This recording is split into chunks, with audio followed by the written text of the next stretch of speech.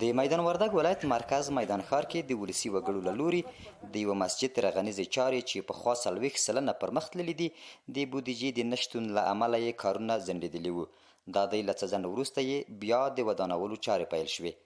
د سیمې اوسیدونکي له ملي سوداګرو او مسؤلینو غواړي چې د یاد مسجد په رغولو کې ورسره مرسته وکړي. چې دا تحولونه راغلي د تحولو په وجه موږ تر سقف رسولی چاته پورې نور پاتې ده.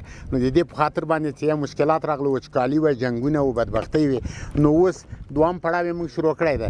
نو د دې شروع کېدو په خاطر باندې چې ډېره غټه بودیجه غواړي او دا اوسنۍ څه مصرفونه چې موږ کړي دي دا هر چاته چې موږ ورغلي خیریه موسسو هم کار کړی ده، ولس هم هر کړی ده، تجارانو ته ورغلي هغو هم دا کار کړی ده او مین بعد هم د موږ لاس اوږد ده.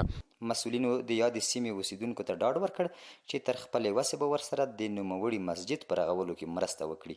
زه هم په د خپل ادارې له طرف نه انشاءالله چې څومره خیریه بنسټونه موږ سره په رابطه کې دي او موږ ته راځي هغو ته به موږ تشویقو، هغوی ته به راهنمایي کوو چې تاسو سره په دغه لوی کار کې برخه واخلي.